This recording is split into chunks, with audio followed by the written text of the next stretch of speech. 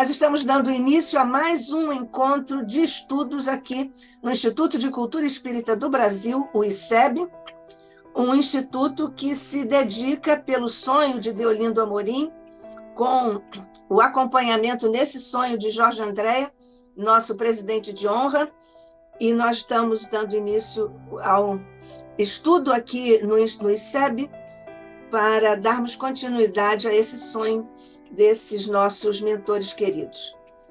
Mas, mais do que isso, Jesus, nós te rogamos neste instante em que buscamos altear os nossos corações para levar até o teu a nossa gratidão por aqui estarmos na condição em que estamos, rogando-te ainda, Jesus, continues a fazer derramar as tuas bênçãos por sobre todos os nossos irmãos em humanidade, por sobre todas as ocorrências no planeta que amorosamente diriges em nome de nosso Pai, mas que essas tuas bênçãos, Jesus, recaiam também por sobre o nosso querido ICEB e por sobre todos os nossos mentores e esses que fizeram a grandeza do Instituto e que o trouxeram até aqui, rogando-te que nos fortaleças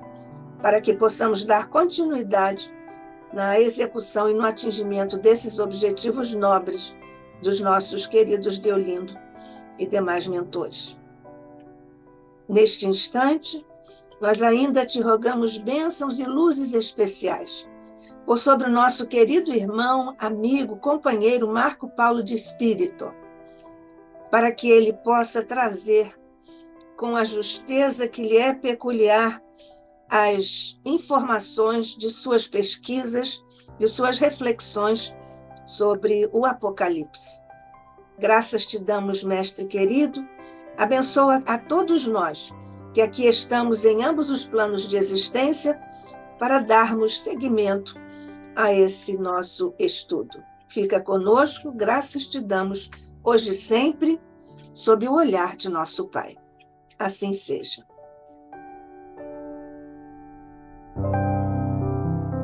Bem, como dissemos, nós recebemos hoje Marco Paulo Denucci de Espírito, que é defensor público, bacharel em Direito pela Universidade Federal de Minas Gerais, com especialização em Direito Público, e é membro da Associação Brasileira de Direito Processual, conselheiro científico do Instituto de Defesa Coletiva, foi professor de hermenêutica, de direito do consumidor, direito empresarial, tanto na sua primeira formulação da teoria geral da empresa, e direito empresarial número 3, com títulos de créditos na Universidade FUMEC. E tem, naturalmente, muitíssimos trabalhos publicados que nós apenas mencionamos para lucrarmos agora com a palavra e os conceitos do nosso querido irmão. Muito bem-vindo, o Marco Paulo, ao nosso ICEB, e vamos dar continuidade, então, ao seu trabalho. Muito obrigada por aceitar nosso convite, estar aqui conosco. Bom dia, Nádia. Bom dia, Carlos. Em nome de quem eu cumprimento todos os membros do ICEB, Instituto de Cultura Espírita Brasileira.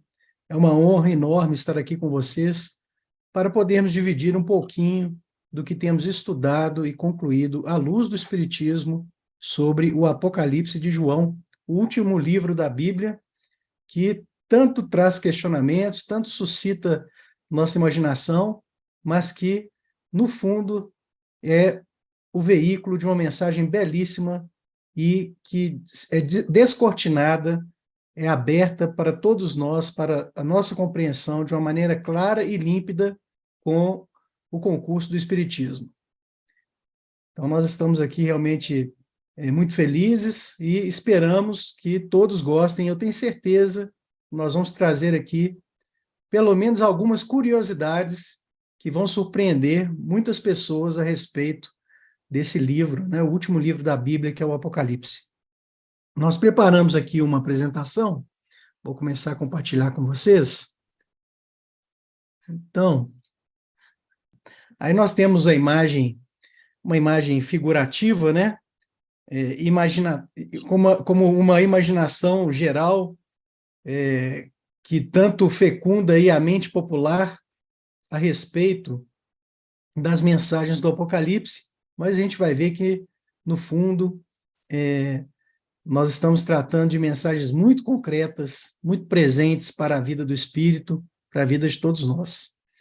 Então, nosso tema, para começarmos uma série de estudos do Apocalipse, é o que é o Apocalipse, e hoje nós vamos abordar as principais mensagens deste livro, que é um livro de autoria do apóstolo João. João estava preso na ilha de Patmos, ali por determinação de Domiciano, imperador romano, e começa, então, a usar a sua fecunda mediunidade para psicografar, sim, psicografar esse livro que fecha esse compêndio de escrituras antigas que nós conhecemos por Bíblia. Bom, para a gente começar a entender o que é o Apocalipse e a sua natureza, nada melhor do que pegarmos primeiro as primeiras frases, as primeiras palavras do próprio livro. E aqui eu destaquei, então, Apocalipse, capítulo 1, versículos 1 a 3. Nós já temos aqui muitos elementos para reflexão e consideração. Então, vamos ler. Revelação de Jesus Cristo. Deus lhe a concedeu para que mostrasse aos seus servos as coisas que devem acontecer, muito em breve. Ele, Jesus, a manifestou com sinais, por meio do seu anjo, enviado ao seu servo João, o qual atesta tudo quanto viu como sendo a palavra de Deus e o testemunho de Jesus Cristo. Feliz o leitor e os ouvintes das palavras desta profecia, se observarem o que nela está escrito, pois o tempo está próximo. Bom, vamos tentar avaliar analiticamente cada elemento que está aqui. Em primeiro lugar, nós estamos falando de revelação. O livro é conhecido na cultura anglo-saxã, principalmente pela língua inglesa, como The Book of Revelation, o livro da revelação. Eles já não usam mais a palavra Apocalipse. Nós vamos ver daqui a pouco o que significa essa palavra. Se a gente quer entender bem o que é a revelação, nós precisamos recorrer ao primeiro capítulo do livro A Gênese, Os Milagres e as Predições segundo o Espiritismo, onde Kardec vai nos trazer o melhor conceito que nós podemos compreender a respeito de revelação, né? Então, nós temos a revelação do ângulo religioso através da mediunidade e nós temos a revelação dos conhecimentos técnicos detidos próximos à realidade física, a physis, como enfocado pela filosofia, através da ciência. O Kardec vai nos mostrar que esses espíritos elevados, que servem de ponte com os planos superiores, são reveladores de informações que desconhecíamos, assim como os cientistas também são reveladores. E o Espiritismo integra esse duplo ângulo, mostrando a sua riqueza e o preparo para conduzir a humanidade nos próximos anos aí da nossa transição rumo ao mundo de regeneração e ao mundo ditoso. Mas o livro já está mostrando para a gente, de pronto, que estamos lidando com mediunidade. E falar de mediunidade é uma lente epistemológica sem a qual você não pode considerar o livro do Apocalipse. Então, se você não estuda a teoria da mediunidade, tal como explicada e sistematizada por Kardec, você não vai entender todo o processo e vai ficar aí sem compreender boa parte da mensagem e da forma e do escopo, da finalidade dessa mensagem que foi trazida através de João como médium, né? Deus concedeu para quem? Para Jesus, né? Jesus em contato com Deus, ele vai mostrar para João, a gente vai ver como, as coisas que devem acontecer. Então, o próprio livro já nos está nos mostrando que o conteúdo do Apocalipse diz respeito à mediunidade de presciência. O que é a mediunidade de presciência? é a mediunidade superior elevadíssima, que, segundo Kardec, é acessada pelos chamados espíritos desmaterializados e que nos traz, então, conteúdos, elementos gerais a respeito do futuro, segundo a capacidade de sondagem desses espíritos. A gente sabe que a relação de tempo e espaço é muito diferente daquela que imaginávamos no passado.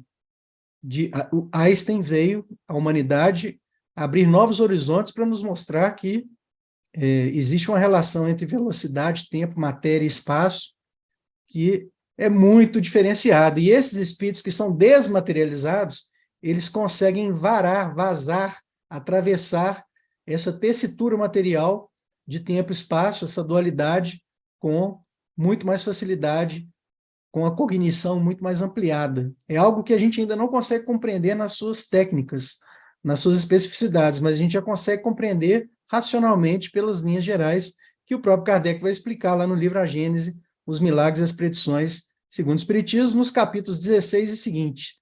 Então, aqui fica a dica de leitura, né? Vamos entender a teoria da mediunidade pré-ciência.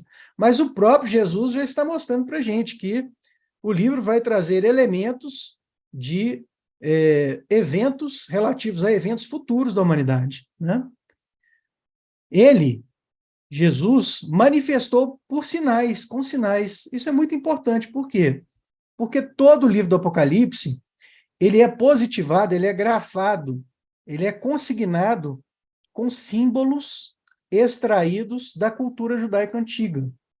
Símbolos que estão presentes no Velho Testamento e que foram ressignificados e reiluminados, potencializados com luz nova, pelo vinho novo que nos trouxe Jesus, né? Então, todos aqueles símbolos que estão lá no Apocalipse, eles podem parecer herméticos e inacessíveis, mas são todos conhecidos da cultura judaica antiga. E nós perdemos muito do contato com a significação profunda desses símbolos em razão da filtragem que foi realizada pelo dogmatismo cristão medieval. Foi a institucionalização cristã medieval que filtrou e nos afastou a compreensão de muitos desses símbolos. Tanto é assim que os judeus messiânicos, os judeus que são fiéis leitores estudiosos da mensagem de Jesus e que sabem que ele é de fato o Messias, eles bailam, eles transitam com a maior facilidade sobre o livro do Apocalipse, uma facilidade muito maior do que nós cristãos.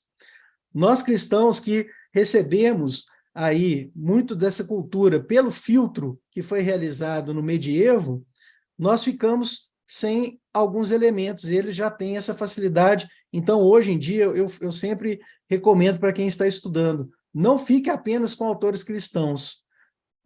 Eu me refiro ao cristianismo medieval, ao cristianismo dogmático, porque os judeus vão nos ajudar a compreender muito, mas muito do que está aqui explicado com simbologia. E quando a gente está falando de simbologia, pessoal, nós estamos tratando de metáforas, né? Então, é linguagem metafórica mesmo. Então, quando o Apocalipse fala de terremoto, ele não está falando de terremoto físico, ele está falando do abalo espiritual, quando o efeito espiritual altera as bases da condição humana e gera um abalo nas nossas vidas. Tudo que está no Apocalipse é simbólico. E o próprio livro já começa mostrando para a gente, olha, Jesus manifestou com sinais, por símbolos, né? Por meio do seu anjo. Agora, vejam que interessante. Vocês pensam que Jesus trouxe essa mensagem diretamente para o apóstolo João? Não. Além do João ser médium, Jesus usou um outro intermediário no plano espiritual. Então, houve um anjo, né, um espírito superior que intermediou. Entre Jesus e João, existe esse anjo que está intermediando, né? E isso suscita também muitas considerações aí para a gente refletir ao longo dos nossos encontros. Então, foi enviado ao servo João. E João, então, está aí atestando, psicografando, grafando para toda a humanidade o que ele recebeu a título de mensagem, né? Feliz o leitor e os ouvintes dessas palavras da profecia, se observarem. A gente vai compreender isso no final, né? A importância de ficarmos alertas para o que efetivamente constitui a advertência do Apocalipse para toda a humanidade, pois o tempo está próximo. Bom, aqui a gente então já tem o primeiro contato com o conteúdo do Apocalipse. Geralmente, as pessoas associam o Apocalipse com essa imagem que vocês estão vendo aí, a imagem de destruição, de fim do mundo, né? De término do globo, mas não é essa a leitura correta. E os judeus, como eu já falei para vocês, os judeus efetivos estudiosos, eles já sabiam disso.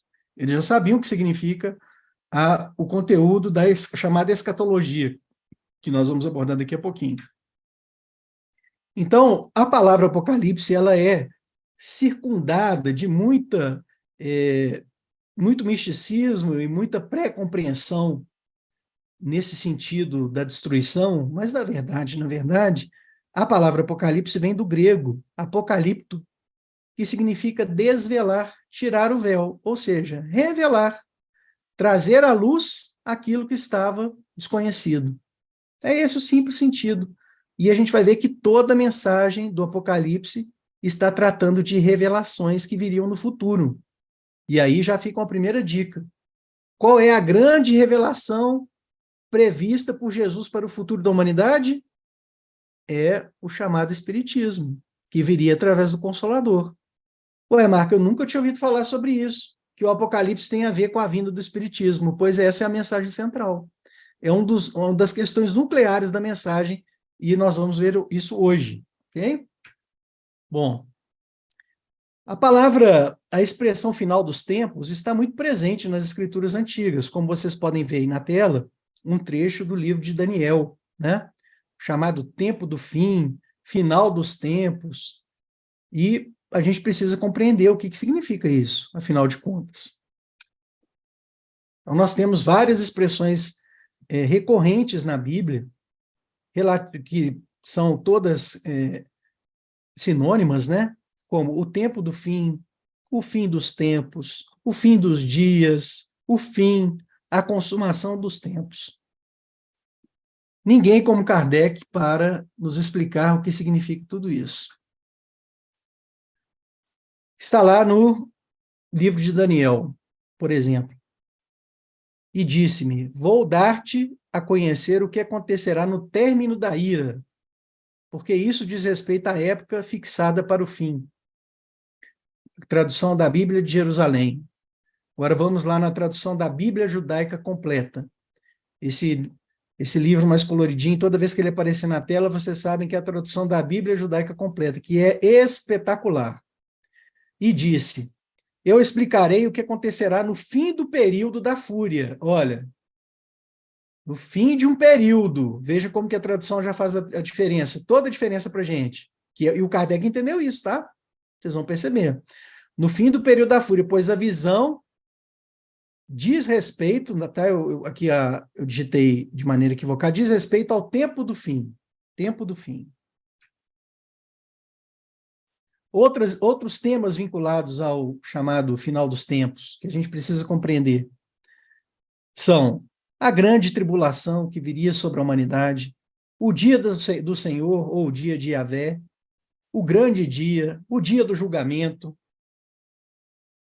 a atuação divina sobre o lagar, onde se produz o vinho, né, o lagar da vinha, o aparecimento do arco sobre nuvens.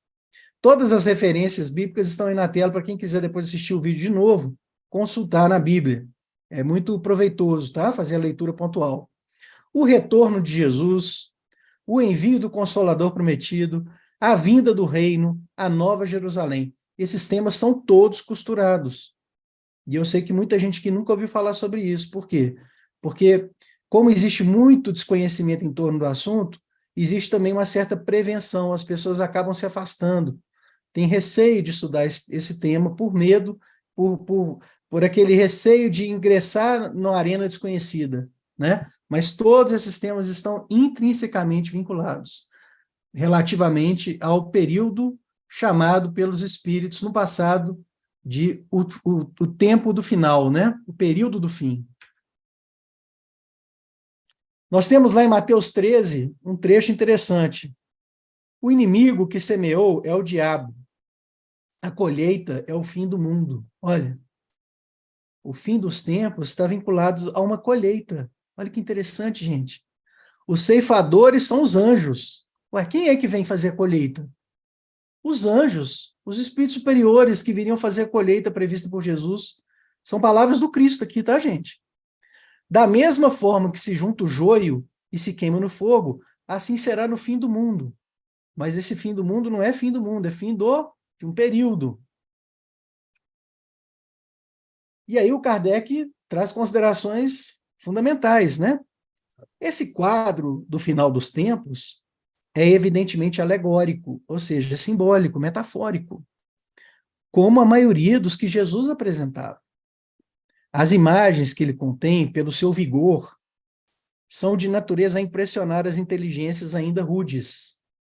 Então, Jesus usava esses símbolos fortes para impressionar e chamar a atenção dos homens do seu tempo.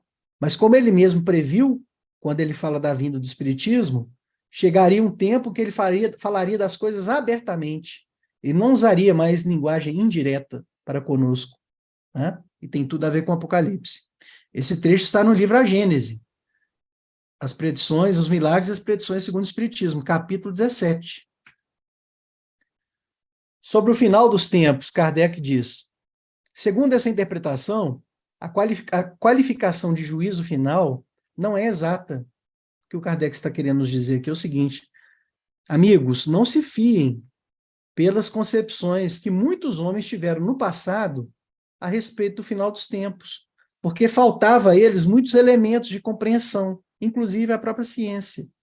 Então, por exemplo, se vocês lerem a opinião do apóstolo Paulo, lá na primeira epístola aos Coríntios, capítulo 15, vocês vão perceber que o Paulo tinha uma visão do final dos tempos ainda muito tradicional, muito vinculada a compreensões da época, né? Compreensões que evoluíram. Então, se você não tem essa maturidade, e se você fica restrito apenas àquela concepção pretérita como fonte de conhecimento, você não vai entender a mensagem na sua amplitude, de acordo com o horizonte que o Espiritismo hoje abre para todos nós. Então, o Kardec já estava dizendo, olha, essas compreensões antigas não são exatas, uma vez que os espíritos passam por julgamentos semelhantes a cada renovação dos mundos que eles habitam. Então, o que é o julgamento, gente? São os períodos de aferição, de transformação, aqueles chamados turning points, os momentos em que, né, a humanidade e aquela coletividade de seres recebe, né, uma renovação, até que tenham atingido um certo grau de perfeição. Então, o Kardec entendeu que falar de tempo do fim, final dos tempos, como estava lá na tradução que eu mostrei para vocês, é falar do fim de um período, e não do final do planeta, não de uma destruição fantástica do planeta Terra.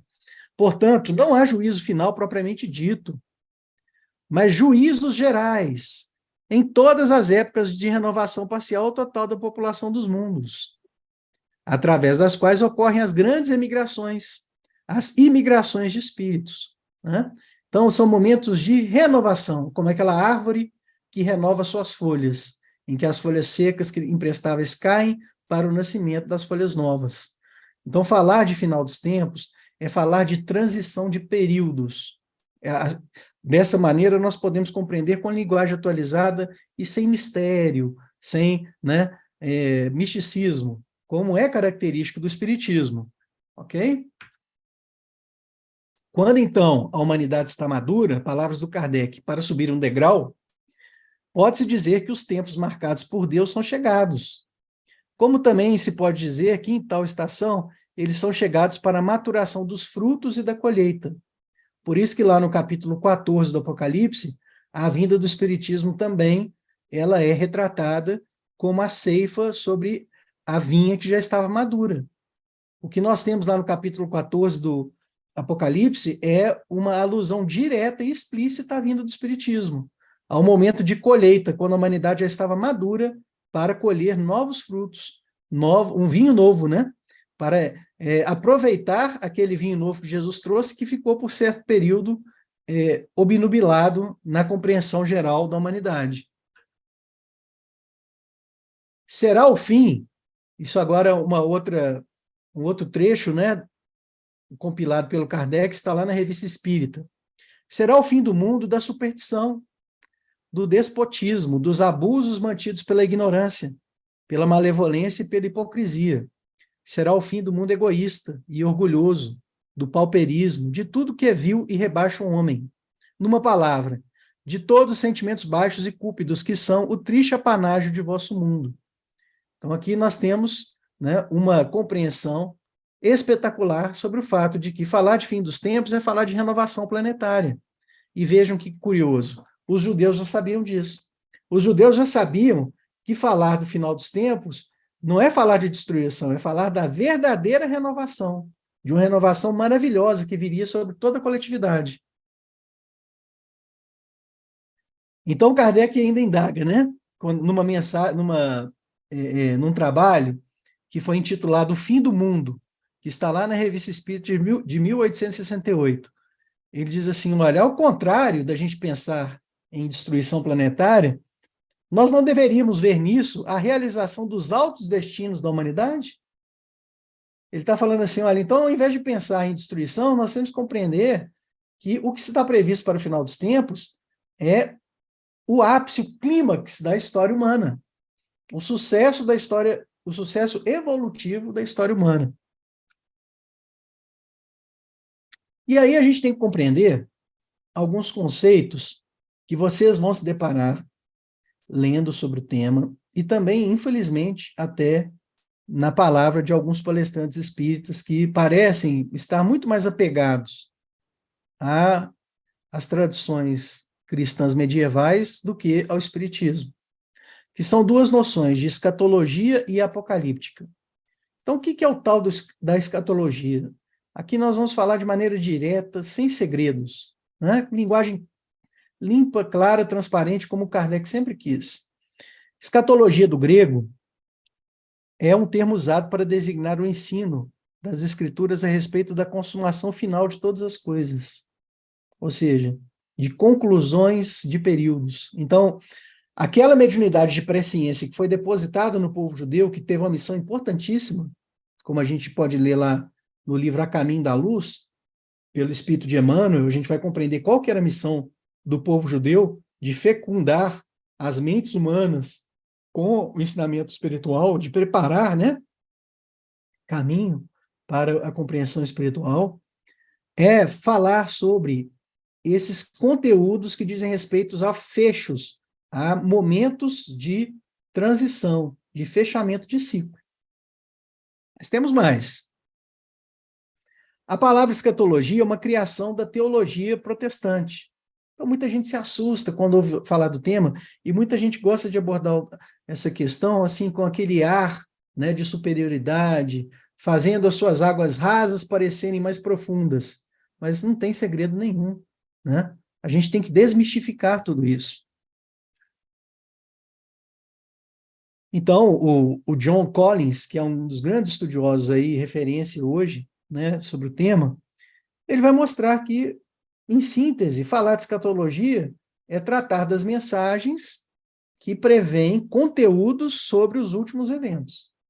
Agora, a leitura sobre o que caracteriza esses últimos eventos é que muda muito de religião para religião. Sem a lente espírita, infelizmente, nós não vamos ir longe, nós não vamos caminhar. Então, a literatura apocalíptica, né, é um gênero que hoje eu questiono. O que acontece? Vocês vão se deparar com, já falei para vocês, inclusive espíritas, falando de boca cheia, né? Ah, vocês precisam conhecer a literatura apocalíptica, e às vezes isso é falado para criar um distanciamento entre o expositor e o público. Como quem diz assim, eu sei das coisas, vocês não sabem. Mas o espiritismo, ele apanha todo esse conteúdo tradicional antigo e nos traduz com muita simplicidade para a compreensão geral, muito fácil de ser compreendido, né? Mas o que eu quero que vocês entendam é o seguinte: o livro do Apocalipse, que João psicografa, ele traz mensagens a respeito do final dos tempos, mas não é o único. Você tem uma série, uma pletora de textos em toda a Bíblia que versam sobre o final dos tempos, né? Então você vai encontrar conteúdo sobre o final dos tempos no livro de Daniel, no livro de Isaías, em todos os profetas, Malaquias, né? Jeremias. Você vai encontrar mensagens sobre o final dos tempos em Jesus. Vou mostrar isso para vocês, né? Vocês vão encontrar outros livros importantíssimos que são renegados pelo dogmatismo, porque não se encaixa na visão dogmática deles, mas que são fundamentais para estudarmos o que foi ensinado no passado a respeito do final dos tempos, que são, por exemplo, livros como os livros de Enoque, o livro do Jubileu, né, ou o livro dos Jubileus, né? São todos eles positivações de mensagens mediúnicas recebidas no passado, alertando aos homens a respeito de coisas que aconteceriam no futuro. Ok? Então, falar de literatura apocalíptica, isso que eu quero mostrar para vocês, a gente tem que tomar muito cuidado, porque esse é um gênero, essa palavra apocalíptica, ela não diz nada. Ela não revela o conteúdo, é um conceito muito, muito fluido, é um conceito assim, que diz tudo e diz nada ao mesmo tempo. Tá? Por quê? Vamos só, aqui a título de reflexão, compreender uma questão. Qual que é a diferença entre falar de profetismo, falar de escatologia e falar de textos apocalípticos, né? Quando os estudiosos vão se deparar com isso, eles se embolam. Eles se embolam e se atrapalham completamente porque eles percebem que tudo isso está intrincado e você não consegue fazer separações de uma coisa ou outra. Ok? Para início de avaliação. Então, vamos compreender isso, né? O José Machado, um autor brasileiro, ele vai dizer que essa noção apocalíptica é uma noção problemática, né? Ele vai dizer assim: existem problemas para uma definição exata do que seria literatura apocalíptica. E quanto ao sentido exato dos termos apocalíptica, apocalipse, apocalipsismo e escatologia apocalíptica. Por quê? Porque eles não conseguem definir, trazer aquele conceito geral que te permita fazer a distinção. Isso é apocalíptico, isso não é? Então vamos compreender uma questão. Falar de apocalipse não é falar de revelação? Pô, então toda a Bíblia é apocalíptica, ué. Porque toda a Bíblia está repleta de revelação. Então, assim, partindo desse ângulo mais geral, né, o Espiritismo também é apocalíptico, que ele traz revelações, né? Estão compreendendo? É um primeiro ângulo, um primeiro passo para discernirmos e desmistificarmos esses temas. Né? O John Collins vai dizer que é um conceito controverso, como a própria tentativa de catalogação em gêneros. O John Collins vai falar assim, gente, se vocês pegarem escrituras antigas do povo judeu e querer catalogar em gêneros, é uma loucura. Ele até cita o autor Jacques Derrida, né, dizendo, que é um autor mais moderno, dizendo assim, olha, um texto não pode pertencer a qualquer gênero. É muito difícil você querer pegar um texto e encaixar ele num gênero só, né? Então, o que eu quero mostrar para vocês é que a gente está depurando o entendimento sobre o que, afinal de contas, são essas mensagens do passado. Carl Nilsson comenta que esse tipo de abordagem acomoda melhor não apenas a natureza multigenérica de muitos apocalipses, mas também sua particularidade redutível. Então, o que ele está dizendo é o seguinte, olha, você pega mensagens a respeito do final dos tempos, e elas são multifacetadas, elas são multitemáticas, né? E você não consegue reduzir isso a um gênero por conteúdo, de um conteúdo só. Né? Mas, apesar disso, vejam como ainda existem apegos, né? As pessoas são muito apegadas porque não compreenderam o Espiritismo. Eu vou mostrar para vocês como que o Espiritismo dá um baile nessa questão. Ao falarmos em escatologia apocalíptica, é preciso ir logo ressaltando que esses termos não são sinônimos, como muitos consideram, justamente porque a segunda, que é a literatura apocalíptica, não lida apenas com o elemento escatológico, isto é, com o futuro. Nem mesmo seria esse o eixo central da apocalíptica. Pelo contrário, esse eixo estaria justamente na ascensão aos céus e revelação de mistérios celestiais, que para Bonham é o verdadeiro tema da apocalíptica. Então, vejam como que o conceito é pobre. No final das contas, eles tentam definir que o que é apocalíptica é aquilo que envolve uma experiência espiritual diferenciada, com o arrebatamento do espírito para o céu, né, que a gente sabe que é um desdobramento espiritual, né, e a revelação de mistérios celestiais. Mas vejam como que esse contexto, esse conceito, diz nada, né? Por quê? Se está revelando mistérios, é revelação, como qualquer outra revelação, né? Se a gente está falando de fenômenos de desdobramento, isso é só um grau da régua da mediunidade, né? De uma gradação que a gente conhece hoje pela teoria da mediunidade. Então, esses conceitos são todos muito frívolos, e as pessoas, então, ficam se apegando a isso sem conhecer o espiritismo que realmente esclarece essas questões, né? Esse mesmo autor vai dizer, olha, sistematizações teológicas impõem no seu afã por um sistema harmonioso definições rígidas, sem deixar espaço para outras possibilidades. Então, não dá para a gente querer traçar com régua esses conceitos. O que eu quero mostrar para vocês é que, com a ciência atual, fica muito mais fácil compreendê-las, né? Então, por isso que o Kardec, lá no livro A Gênese, a partir do capítulo 16, ele vai abordar as predições e ele, vamos dizer assim, resolve o problema para a humanidade. Um dia nós vamos ver a humanidade inteira bebendo nesses livros do Kardec e falando assim, como nós perdemos tempo dando círculos, voltas e voltas para compreender algo que era muito mais fácil, né? Então, a gente sabe que falar de temas como esse é tratar de mediunidade de presciência.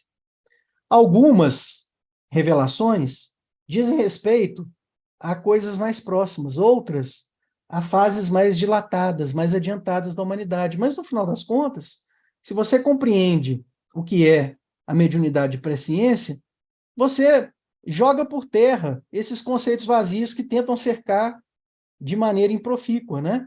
São conceitos que não atendem à navalha de Ockham, né? Você não consegue definir um ente ali, uma definição ôntica que efetivamente regule o fenômeno que está sendo estudado. Então, hoje eu proponho que a gente esqueça rótulos como escatológico ou apocalíptico para a gente ficar com a lente do Kardec. Vamos compreender o funcionamento da mediunidade de presciência que sempre esteve em atuação no planeta. Ok? Bom, e aí, com esse ângulo, nós vamos compreender que Jesus, ele é chamado por muitos estudiosos hoje como Jesus apocalíptico.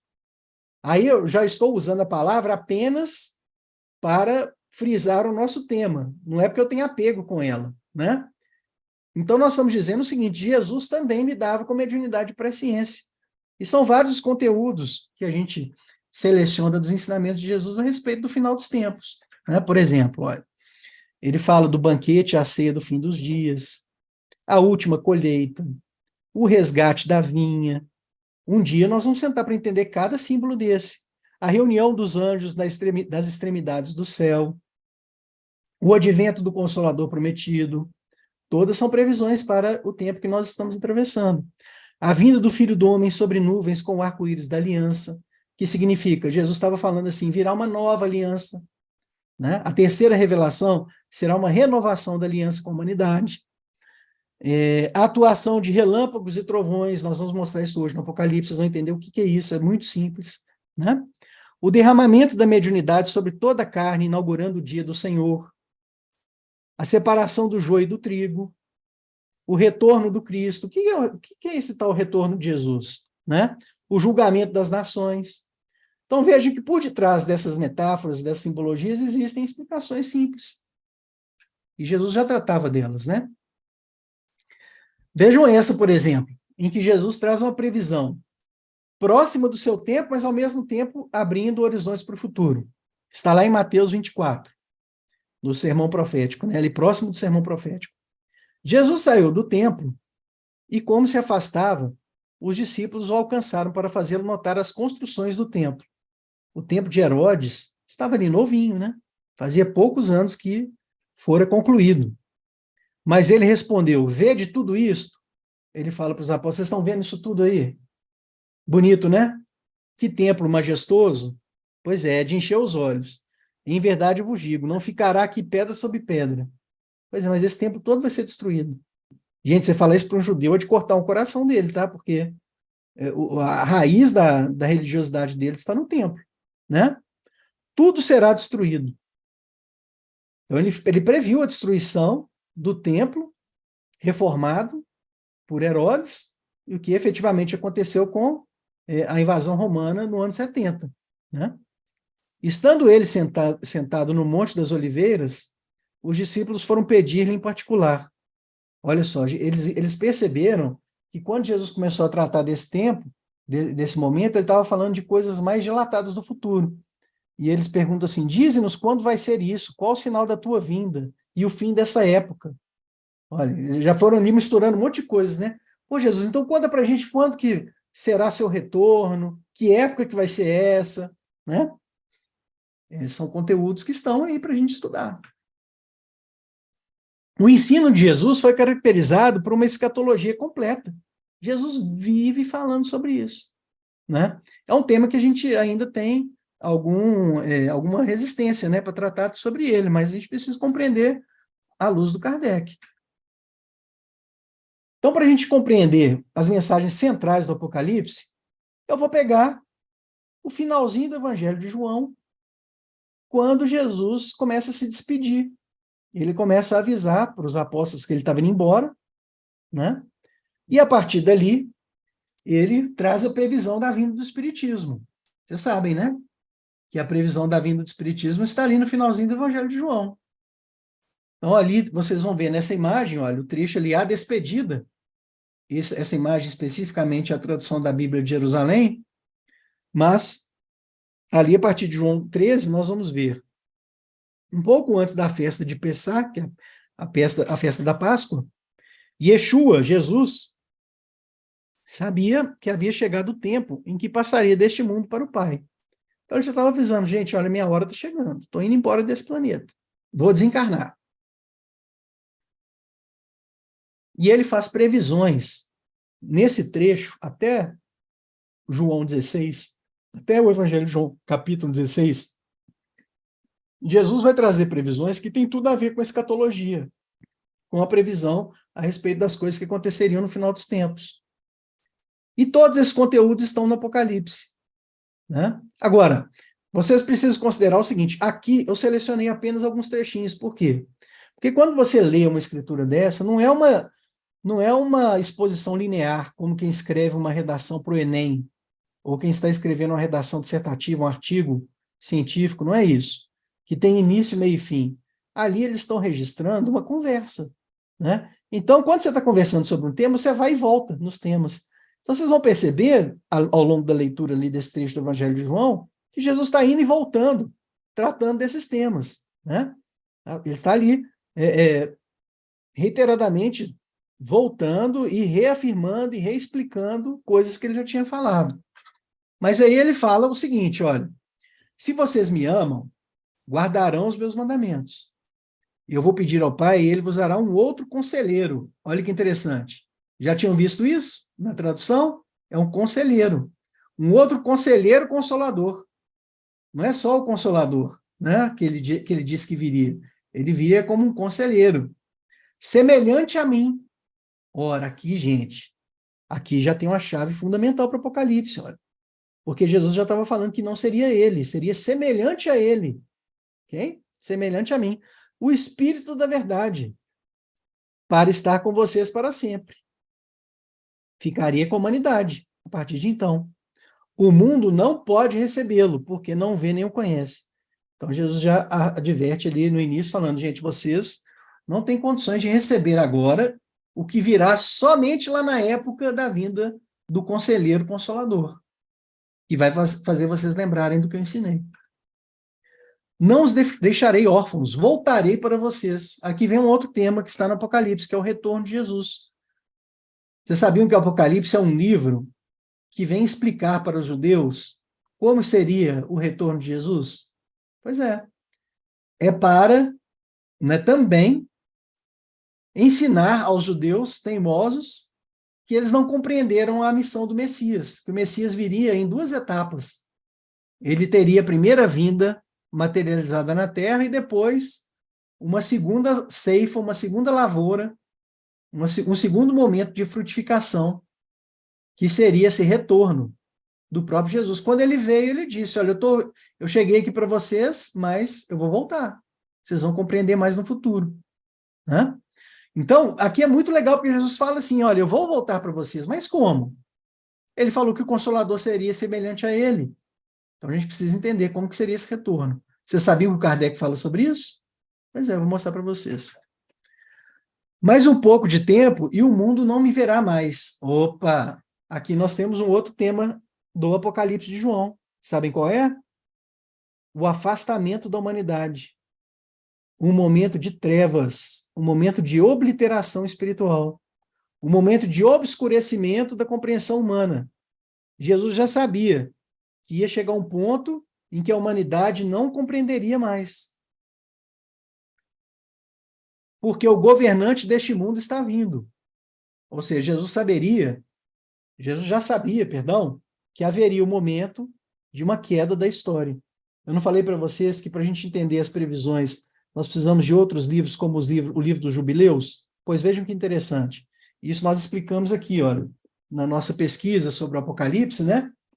Que o título é Apocalipse, o Espiritismo no Centro da Grande Revelação. Aqui lá na página 48, 49, eu faço um resumo de todo o livro dos Jubileus, mostrando como que a visão do final dos tempos é muito diferente, né? Então, em síntese, foi dito lá no passado o seguinte, olha, a humanidade vai ter um decréscimo, ela vai ter um declive, ela vai entrar em queda. Depois que vier o Messias, ela vai cair, mas depois ela vai ultrapassar essa fase de decréscimo, de queda, de traição, de afastamento, e quando passar essa fase de divórcio, né, entre Deus, entre Jesus e a humanidade, passada essa tempestade, a humanidade cresce de novo. Vejam que interessante. Sem essa lente, você nunca vai compreender o Apocalipse, você nunca vai compreender nada do que foi trazido para a escatologia judaica, né, que é a previsão sobre o final dos tempos. Então, Jesus já estava prevendo todas essas tribulações. Eu lhes tenho dito tudo isso para que não sejam pegos de surpresa. Eles, os homens, os expulsarão das sinagogas. De fato, virá o tempo em que quem os matar pensará servir a Deus. Isso está previsto lá no Apocalipse, capítulo 8 e 9. Lá nos capítulos 8 e 9 do Apocalipse, nós temos as duas grandes abominações do abominador, da besta apocalíptica, que são as cruzadas e depois a Inquisição. Através de simbologia, nós temos ali a previsão sobre a perseguição iniciada pelas cruzadas e depois a perseguição continuada pela Inquisição. Jesus já tinha falado, olha, eles vão matar vocês e quem os matar vai achar que vai estar servindo a mim. Eles vão te matar em meu nome. É isso que ele está dizendo. Eles vão matar vocês, eles vão estabelecer um empreendimento de matança no futuro e vão ainda ter a prepotência de sustentar que estão fazendo isso em meu nome, em nome de Deus. Percebem?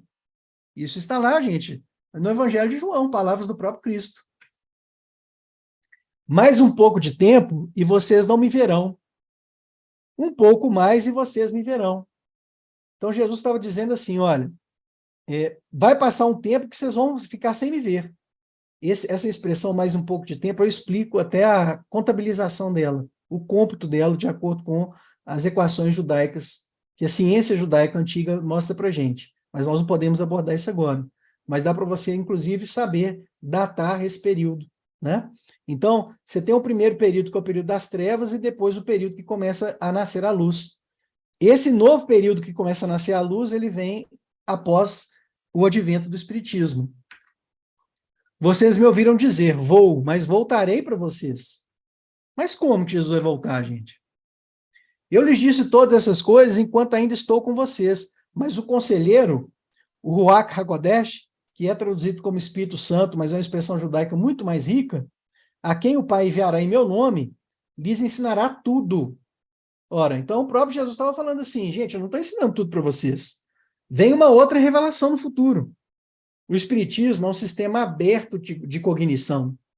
O Espiritismo, ele mostra para a gente o que é possível compreender agora, mas ele sempre deixa abertas as portas para o futuro. Essas coisas os têm dito estando entre vós, mas o Consolador, o Espírito Santo que o Pai enviará em meu nome, vos ensinará tudo. É a mesma passagem com outra tradução. E vos recordará tudo que vos tenho dito.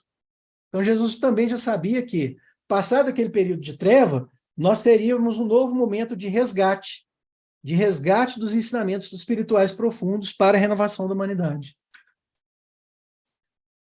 Essa passagem aqui não poderia ser mais evidente, né? De João 16. Tenho ainda muitas coisas para lhes dizer, mas vocês não as podem suportar nesse momento. Bom, quem anda dizendo aí que tudo que foi ensinado sob as ordens de Jesus está morto, sepultado, trancado, acho que está precisando ler essa passagem, né? Porque Jesus, ele próprio diz, ele fala assim, eu tenho muita coisa para ensinar para vocês, vocês não vão compreender agora, é só no futuro que vocês vão compreender, né? Todavia, quando o Espírito da Verdade vier, ele os guiará a toda a verdade. Vejam, ele seria um guia, um orientador, né? Como é o próprio significado da palavra Torá. A palavra Torá vem de guia, de condução, de ensinamento que guia, que orienta as pessoas, ok? Então seria a nova Torá. Você sabia que os judeus já previam isso? É muito legal, né? A gente precisa entender que o Espiritismo está só fechando as pontas soltas que ficaram aí no passado. Os judeus no passado diziam o seguinte, que existe a diferença entre a Torá do mundo superior e a Torá revelada. Ou seja, os ensinamentos, o conhecimento do mundo superior é diferente daquele revelado na Terra. E eles diziam que a Torá do mundo superior seria paulatinamente, gradativamente revelada para os homens de acordo com os anos vindouros. Muito bonito isso, né? É exatamente o que o Espiritismo nos mostra.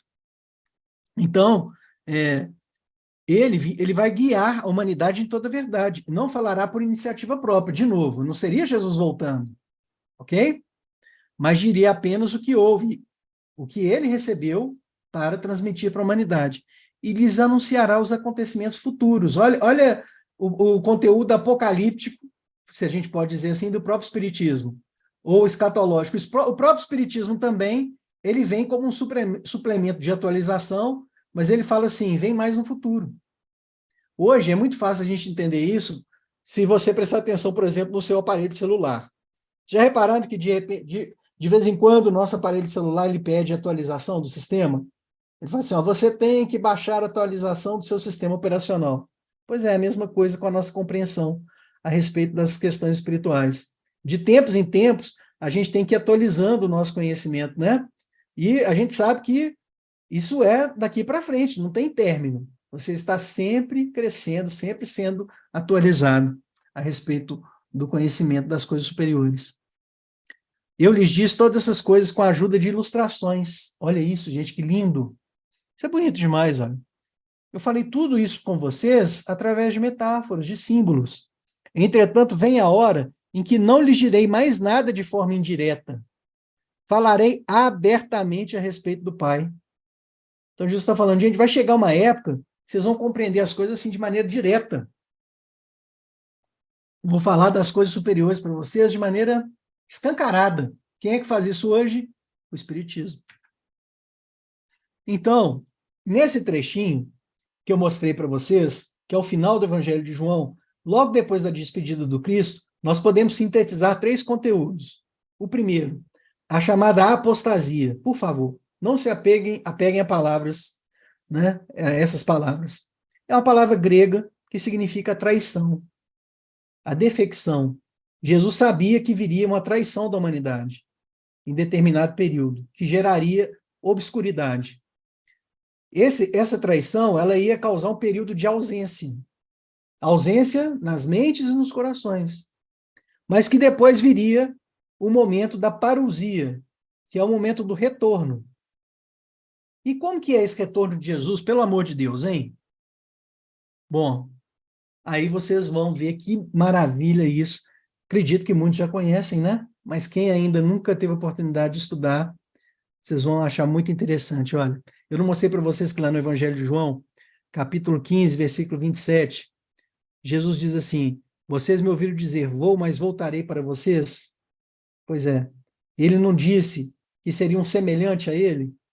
Pois então, lá em Atos dos Apóstolos, Jesus aparece para os 500 da Galileia, ele se materializa e depois ele sobe. Quando ele sobe, vem dois espíritos superiores e falam com o povo assim: vou dar uma dica para vocês como que será o retorno de Jesus. Querem ver essa dica? É o primeiro capítulo de Atos dos Apóstolos. Atos, capítulo 1, versículos 9 a 11. Depois disso, de dizer isso, ele, Jesus, foi elevado diante dos seus olhos, ou seja, ele foi ascendendo, foi volitando e foi sumindo nos céus. E uma nuvem encobriu da vista deles.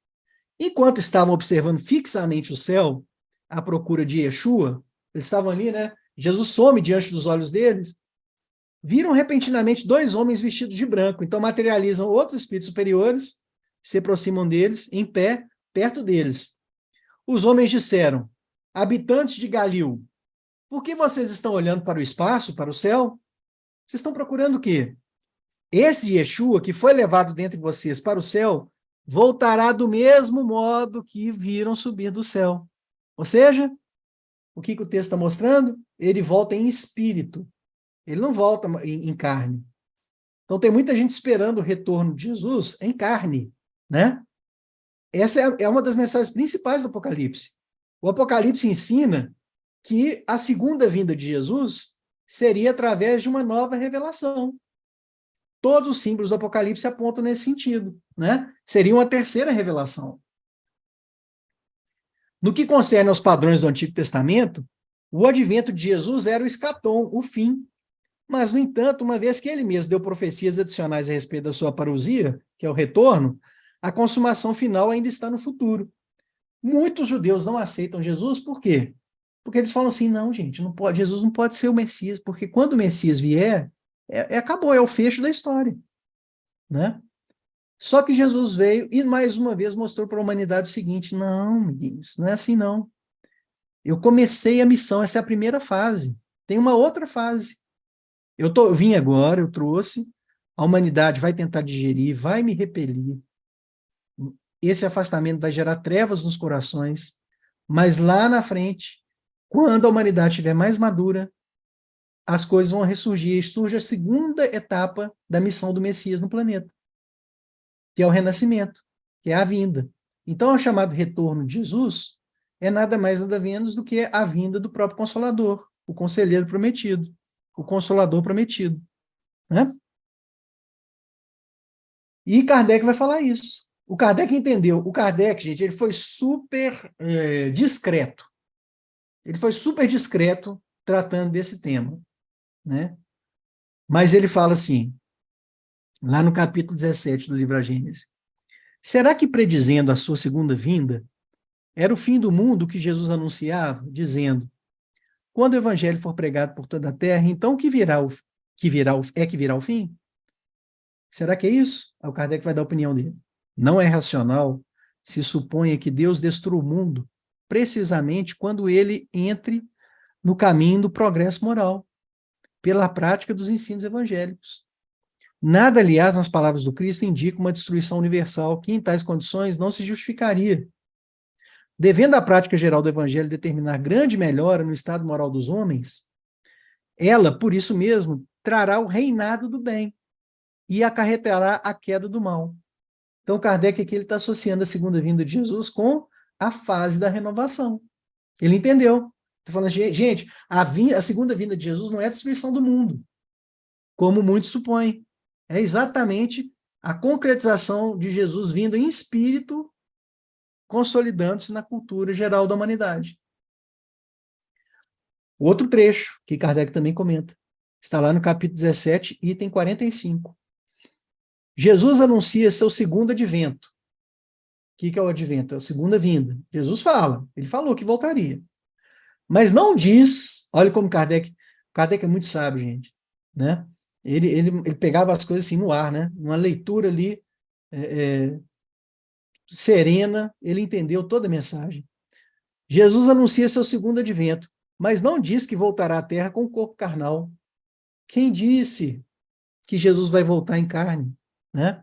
Nem que o Consolador, ora, por que ele está falando do Consolador fazendo uma associação com a segunda vinda de Jesus? Porque o Kardec entendeu que o Consolador é a prometida segunda vinda de Jesus. Mas não diz que voltará à Terra com o corpo carnal, nem que o Consolador será personificado nele. Pelo contrário, eu não mostrei para vocês, lá na tradução da Bíblia Judaica Completa, que Jesus fala, ele será semelhante a mim, eu vou mandar um outro Consolador, um outro Conselheiro, né? Apresenta-se como devendo vir em espírito, Atos dos Apóstolos. Os anjos não falaram, ó, da mesma forma que vocês viram Jesus subindo em espírito, ele volta em espírito, né? Apresenta-se como devendo vir em espírito, na glória de seu Pai. Aqui, o sentido de glória é manifestação espiritual, tá? O termo glória aqui é dimensão espiritual. Um dia eu mostro para vocês a régua gradativa do conceito de glória segundo a cultura judaica, ok? Não tem nada a ver com glória que a gente aprende no conceito do dicionário. Na glória de seu Pai, julgar o mérito e o demérito, e a dar a cada um segundo as suas obras, quando os tempos estiverem chegados. Ou seja, o julgamento é a conclusão dessa fase para a humanidade amadurecida. Muito simples, né? Pois então, essas são as mensagens centrais do Apocalipse.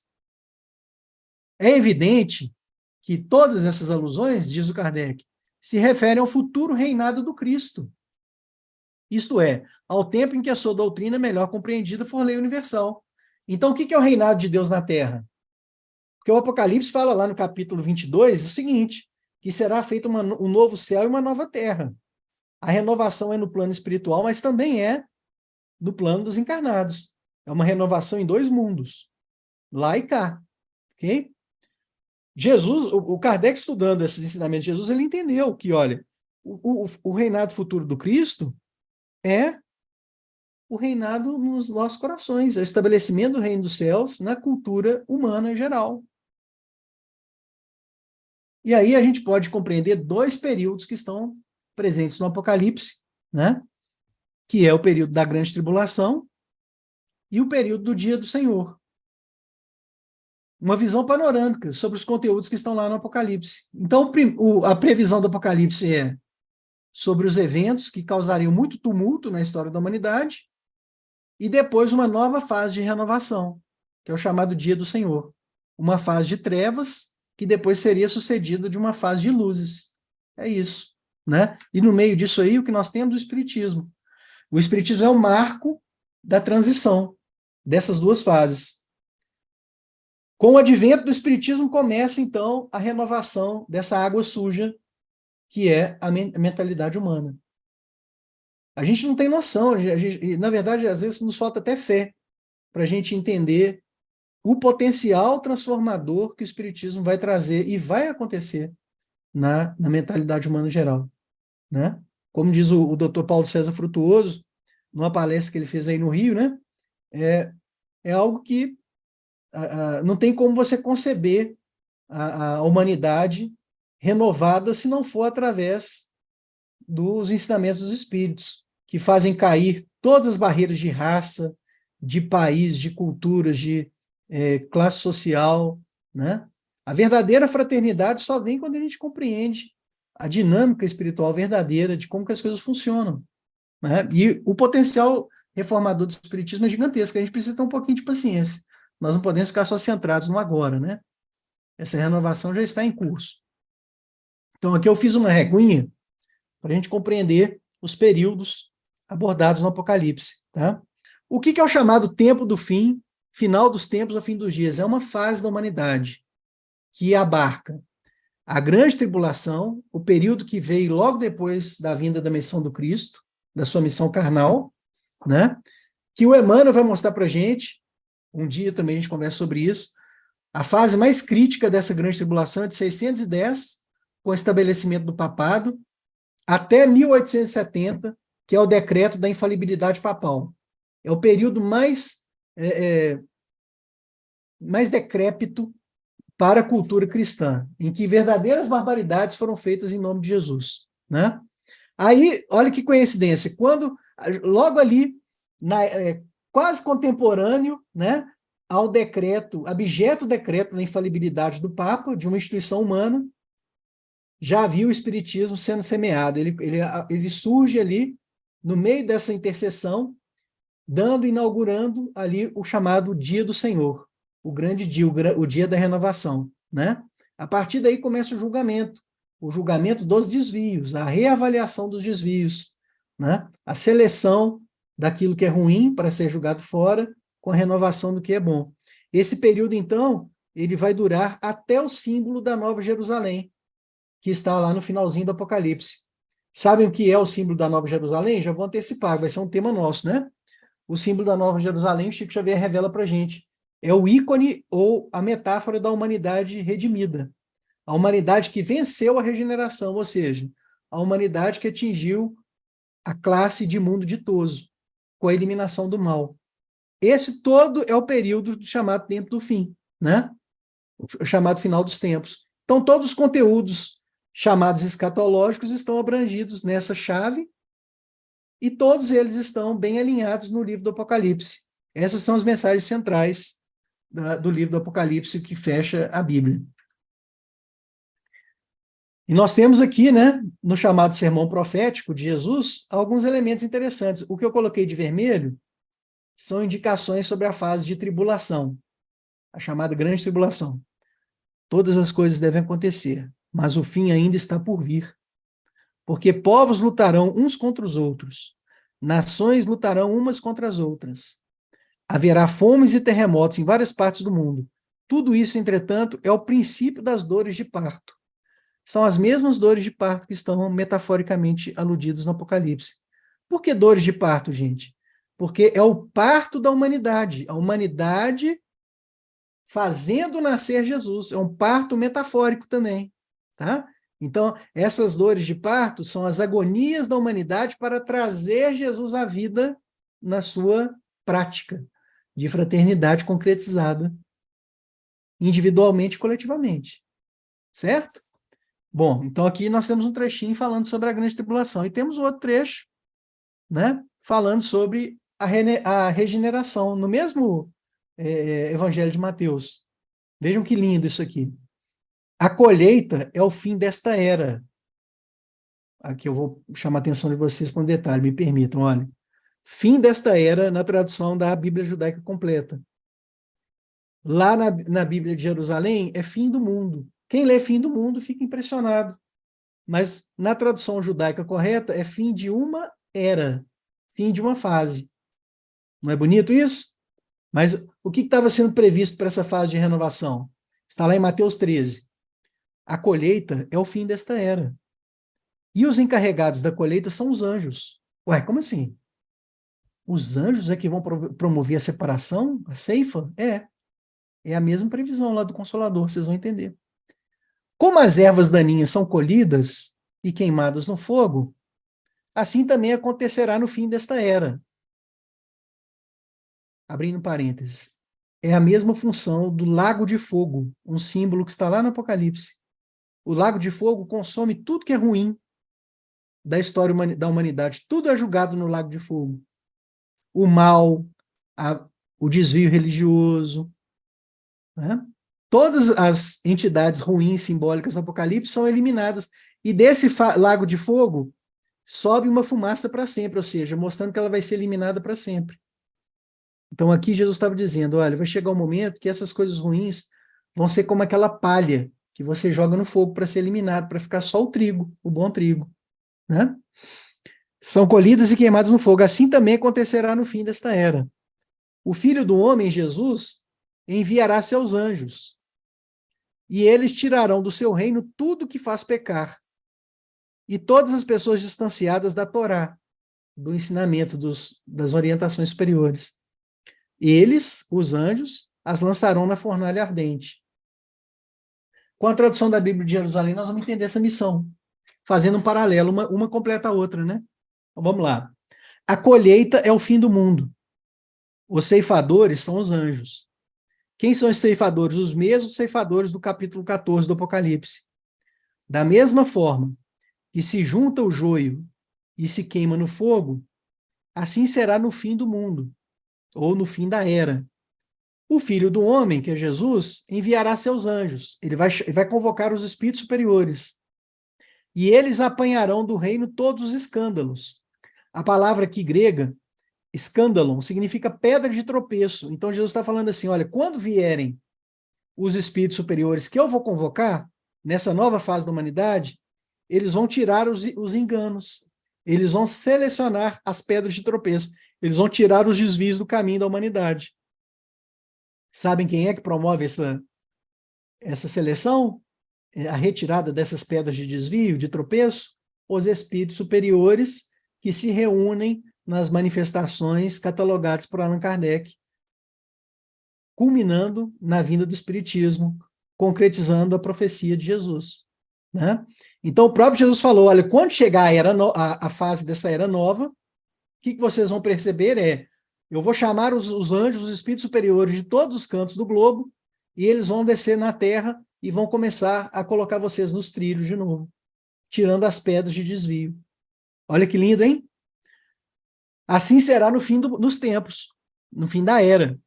O Filho do Homem, Jesus enviará seus anjos, e eles apanharão do reino todos os escândalos, e os que praticam a iniquidade, e os lançarão na fornalha ardente, ou seja, tudo que é padrão de desvio vai ser eliminado. São linguagens metafóricas, simbólicas, para tratar da renovação. E o Apocalipse trata disso. Então, aqui, a gente precisa compreender uma estrutura do Apocalipse. Nós também teremos um momento, uma oportunidade para falar de forma bem detalhada sobre a estrutura do Apocalipse. Eu quero que vocês entendam que o Apocalipse, ele é todo bordadinho. Ele é como se fosse um tapete persa, meticulosamente desenhado. Então, se você não entende a estrutura do Apocalipse, você não entende a mensagem. Né? Então, o que eu quero mostrar aqui para vocês é o seguinte, olha, o Apocalipse começa no capítulo 1, com a descrição da segunda vinda de Jesus. São 4 descrições, preparando ali, falando, olha, estamos falando para vocês sobre a segunda vinda de Jesus, é o capítulo 1.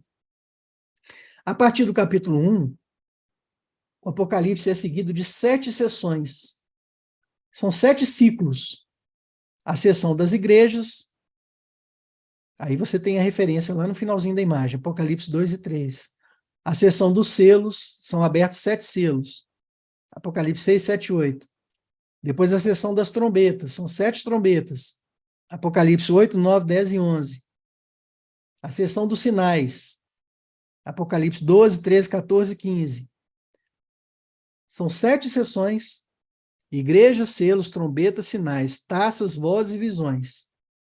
E chega no final do Apocalipse. Todos esses ciclos culminam no final do Apocalipse, que é a ascensão da Nova Jerusalém. Ou seja, todos eles desaguam, são como se fossem vários rios conduzindo para uma mesma foz, né? Desaguando no mesmo lago. E esse lago, que é o final do Apocalipse, é a vinda da Nova Jerusalém, que é a humanidade reformada. Então, o Apocalipse ele tem uma forma muito legal. Ele vai mostrar para a gente a história da humanidade em 7 ciclos, né? Só que tem um detalhe, esses ciclos, eles se referem ao mesmo período da história. Só que cada um traz um enfoque diferente das coisas que aconteceriam na história, né? No futuro da humanidade. Tá? Então, o que nós temos ali, em cada ciclo, são 7 elementos. Bom, vamos pegar aqui, por exemplo, a seção das taças, né? Você tem ali 7 taças. Percebam que 7 eu colori de vermelho. Perdão, 6. Os 6 primeiros elementos eu colori de vermelho, né? E o 7º eu colori de azul. Por quê? Porque os 6 primeiros elementos estão tratando do período da tribulação. E o último elemento está tratando do período da renovação. Pronto, se você tiver isso em mente, você vai começar a entender o Apocalipse, né? Ele vai alternando ali entre a fase de confusão que viria sobre a humanidade e a previsão futura da renovação. Todos eles são assim, todos os ciclos são montados nesse esquema. Confusão, renovação, confusão, renovação, confusão, renovação. desvio da humanidade, fase de renovação, né? E todos esses elementos aqui, em azul, né? Com exceção do ciclo dos sinais, que ele dedica mais elementos para tratar da renovação. Por quê? Porque é o centro do livro, um dia vocês vão entender isso, né?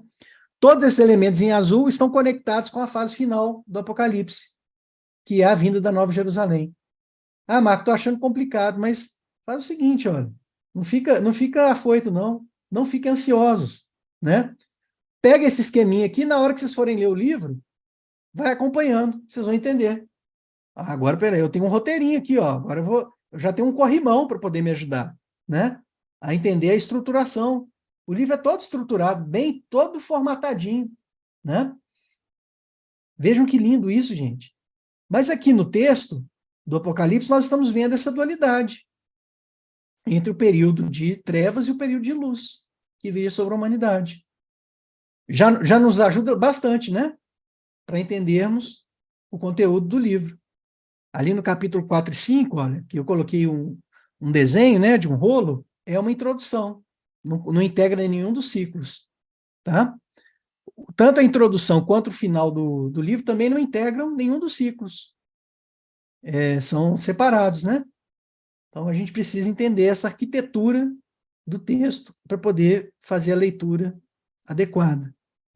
E o que eu quero mostrar aqui para vocês, que a gente já está chegando a conclusões, fechando aí, né, o nosso estudo, é que no sétimo elemento dos ciclos maiores, que tem os ciclos menores também, no sétimo elemento, ou no elemento ápice dos ciclos maiores, sempre surge um símbolo, que é relâmpagos, vozes e trovões. Então, o Apocalipse ele vai narrando a simbologia.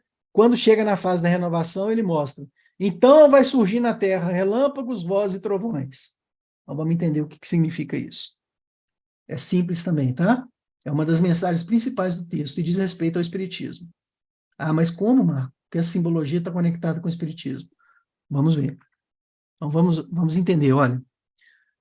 Quando abre, por exemplo, o sétimo selo no Apocalipse, seguiram-se trovões, clamores e relâmpagos. Quando se abre a sétima trombeta e o sétimo anjo tocou, houve então fortes vozes no céu. Olha, esses símbolos estão vinculados às vozes que viriam dos céus para anunciar um novo momento para a humanidade. Então, essas vozes estão vinculadas a relâmpagos, vozes e trovões. Vocês vão entender por que essa simbologia de relâmpagos, vozes e trovões estão conectadas com os ensinamentos das vozes, dos anjos, que Jesus falou que reuniria para vir para a Terra no momento oportuno. Na sétima taça, o sétimo finalmente espalhou sua taça pelo ar, que é o plano espiritual. Houve, então, relâmpagos, vozes e trovões. Na sétima voz, ouvi depois como que o rumor de uma grande multidão, olha, está comparando as vozes e os simbólicos relâmpagos, vozes e trovões a uma grande multidão clamando para a humanidade, semelhante ao ribombar de fortes trovões, aclamando. Aí vem o conteúdo. Tudo isso, gente, é muito interessante. Vamos perceber aqui, olha. Nós temos os ciclos maiores que eu mostrei para vocês, dos selos, das taças, das trombetas, né? Eles culminam em relâmpagos, vozes e trovões, do primeiro elemento até o último, ó, do 1 até o 7, né? Selos, relâmpagos, vozes e trovões, trombetas, relâmpagos, vozes e trovões, taças, relâmpagos, vozes e trovões. Mas os ciclos menores também, eles também terminam na mesma simbologia. Então, o autor está querendo, né, os autores espirituais, Jesus e seu intermediário, eles estão apontando setas, prestem atenção nisso, olha. É isso que nós queremos anunciar para vocês. Vamos ver os ciclos menores? O livro que se transforma no livrinho, um dia a gente vai entender isso, termina no ribombar de 7 trovões. Os ais, os 3 ais, eles terminam em forte vozes no céu, relâmpagos, vozes e trovões. Os cavalos que aparecem, eles estão vinculados ao elemento ápice de relâmpago do estrondo de um trovão. Né? O cavalo branco, que é o condutor da boa mensagem, ele surge com o estrondo de um trovão. Bom, então, por que a gente quer saber de tanto trovão, de relâmpago, de vozes? Afinal de contas, o que é isso, gente? Eu não falei com vocês que o livro é todo constituído sobre a cultura antiga? Os judeus que leem o texto, eles compreendem que o Apocalipse está fazendo alusão aos mesmos fenômenos que caracterizaram a vinda da primeira revelação, como está lá, por exemplo, no livro de Êxodo. Olha, vejam vocês o que é relatado nas Escrituras sobre o que aconteceu no momento em que Moisés recebeu a primeira revelação. Tá? Aquele espírito que está lá com Moisés é o próprio Cristo, tá? Um dia também a gente conversa sobre isso.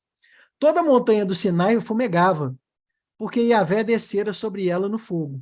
A sua fumaça subiu como a fumaça de uma fornalha, e toda a montanha tremia violentamente.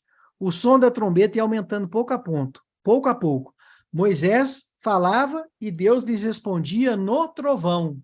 Olha, então, segundo a lenda do passado, a voz de Deus ali, que na verdade era um espírito, né, se comunicando no alto do Monte Sinai com Moisés, era semelhante ao ribombar de um trovão. Então, substitua um símbolo, com toda a clareza que é peculiar ao Espiritismo. Toda vez que a gente estiver falando dos trovões no Apocalipse, são vozes, as vozes da grande multidão, como as próprias dicas do texto do Apocalipse, né? São vozes, são comunicações que chegam, né, dessa maneira figurativa como eles imaginavam no passado, a voz de um trovão. Ao amanhecer, está também no livro de Êxodo, ao amanhecer desde cedo houve trovões, relâmpagos e uma espessa nuvem sobre a montanha, e um clangor muito forte de trombeta, e o povo que estava no acampamento pôs-se a tremer. Moisés fez o povo sair do acampamento do acampamento ao encontro de Deus, e puseram-se ao pé da montanha. Então, essa simbologia, relâmpagos, vozes e trovões, ela remete para a primeira revelação, as descrições antigas do passado, e elas querem dizer vozes, vozes e vozes. Aqueles anjos que Jesus falou que reuniria no momento oportuno, eles vêm como grande multidão clamar para a humanidade a manifestação de uma nova revelação. É essa a principal mensagem do Apocalipse. E não é por menos que todos os ciclos grandes, os ciclos maiores e os ciclos menores apontam para essa simbologia, mostrando, aguardem que virá uma revelação parecida com aquela que foi trazida para Moisés, né?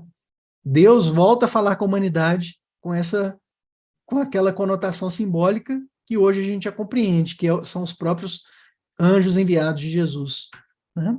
Então aqui a gente tem só uma simbologia, né? Uma representação visual do fenômeno presenciado ali e relatado no livro de Êxodo.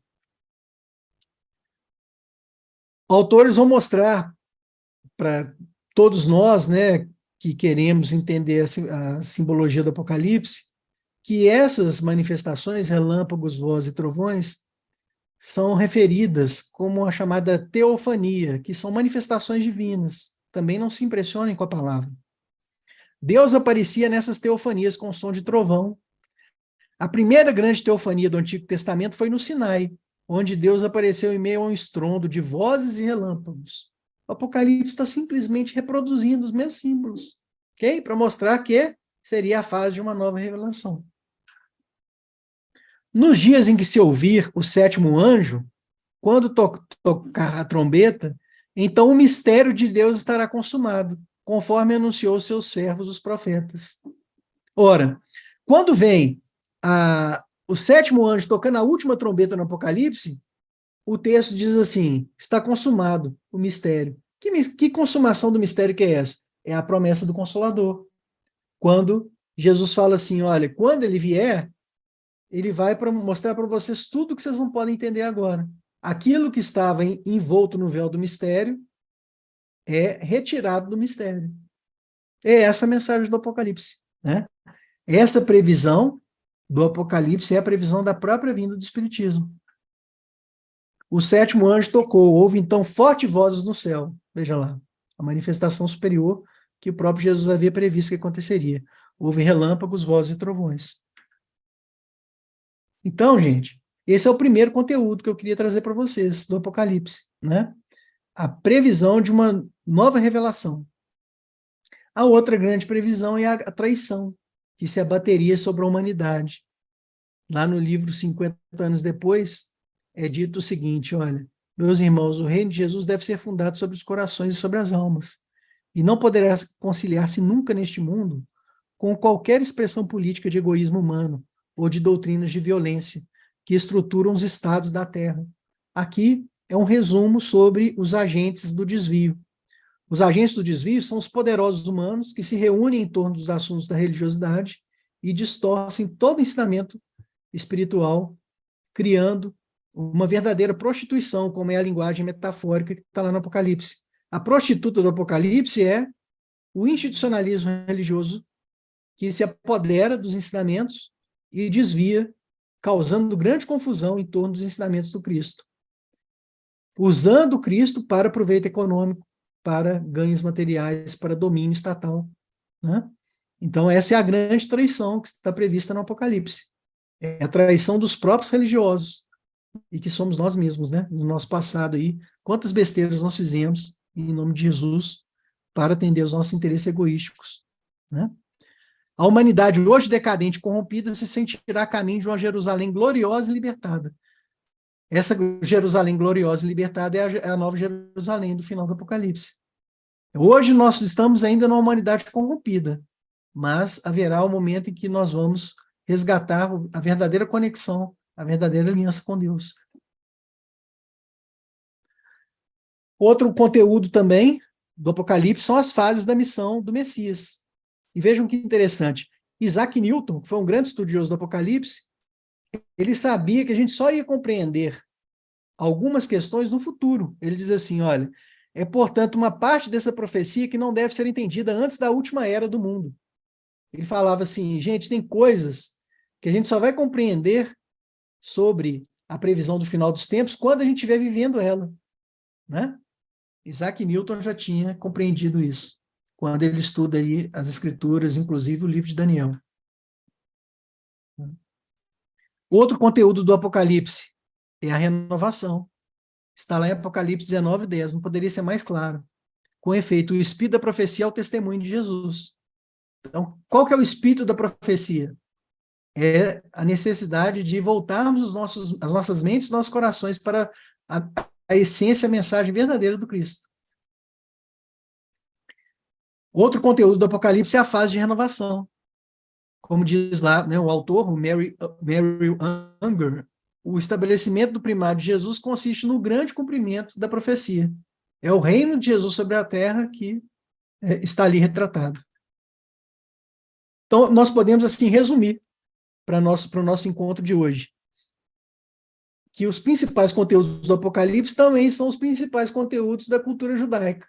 Deus e a sua atuação, a criação, nós, as criaturas, diante de Deus, os planos de Deus para a criação, e a gente vê lá no Apocalipse, né, o roteiro, o planejamento para a evolução da humanidade, a atuação do Messias, que viria em duas fases, né, a última fase da renovação e do efeito da missão do Messias sobre a Terra, a grande traição, que seria a humanidade virando as costas e depois se redimindo no futuro, as fases do Messias, já falamos, né? A terceira revelação que viria e a renovação.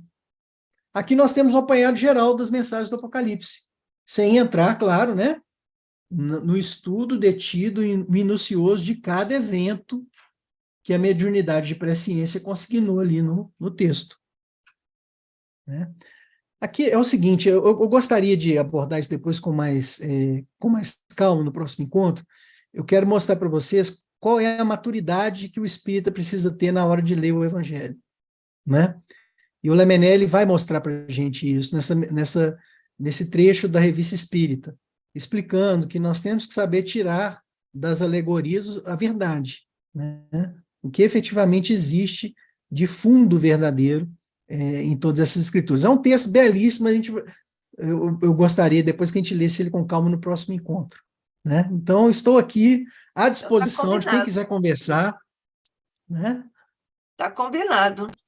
Olha, nós não temos aqui no chat nenhuma pergunta, mas eu queria e quero agradecer muitíssimo o seu estudo de hoje, que revela essa maturidade na leitura dos textos, que nos trouxe não só uma pesquisa profunda e clara, a clareza da exposição, o didaticismo da sua exposição, a forma como você conciliou o aprofundamento das suas pesquisas e dos conceitos que são imprescindíveis para uma leitura madura do texto, que é um texto muito desafiador para todos, e, sobretudo, eu gostaria de aqui enfatizar a riqueza que traz a sua postura de, como você disse que o Lamennais agora, estudando mais profundamente, nós vamos tirar a verdade, foi a sua frase, né? Tirar a verdade das alegorias, você está fazendo isso e tirando da aparência dessa visão fantasmagórica, dramática, sofrida, você está tirando disso que é a aparência, você está tirando a essência da mensagem. Nenhum estudo amadurecido de qualquer tema pode escapar a essa questão, a esse olhar filosófico da aparência e da essência. E você nos traz isso com brilhantismo nesse texto desafiador, e nós agradecemos muito. O ICEB está muito grato pela riqueza que você trouxe para enriquecer aqui os nossos estudos. E, claro, nós temos ainda mais 3 que já estamos aguardando. Você mesmo já anunciou, nós vamos mergulhar no Lamennais, com toda certeza, para nós vermos a maturidade com que nós devemos estar diante dos textos, sobretudo com relação à aparência e à essência, que é uma abordagem, um olhar filosófico imprescindível para a abordagem a qualquer item, na verdade, qualquer item de todos os campos, mas particularmente no texto grandioso, espetacular do nosso querido codificador Allan Kardec. Se eu queria falar com você, por favor, já que nós não temos aqui nenhuma observação no chat, você falou dos trovões, dos relâmpagos e das vozes, como teofanias, que são, na verdade, um leitmotiv do texto, não é isso? São leitmotiv. Exatamente. Só para nós falarmos aqui, quem está esquecido do significado de leitmotiv, uma palavra alemã, que quer dizer exatamente uma recolocação, uma reincidência de uma palavra, de um som, etc. Só para nós darmos um exemplo mais simples, vamos lembrar Beethoven, tantarará, tarará, tantarará, tarará. Isso aqui é um leitmotiv, e nós fazemos isso, e o Marco Paulo fez isso aqui na sua exposição, não é isso?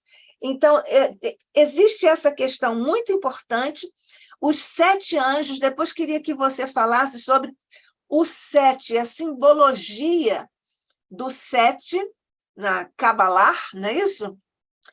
E também sobre o significado, por exemplo, da prostituta. Queria que você falasse também os cavalos, falam sobre os cavalos, e que dessas bestas seria a sexolatrada, a sexolatria. Sim ou não? Bom, então vamos lá, são várias questões, né? Vou começar pela do meio, que é das 3 mulheres. Vocês sabiam que o Apocalipse trata de 3 mulheres? De 3 figuras femininas, né? Que também são um leitmotiv, né? Do texto. Todo o texto é ancorado nessas simbologias.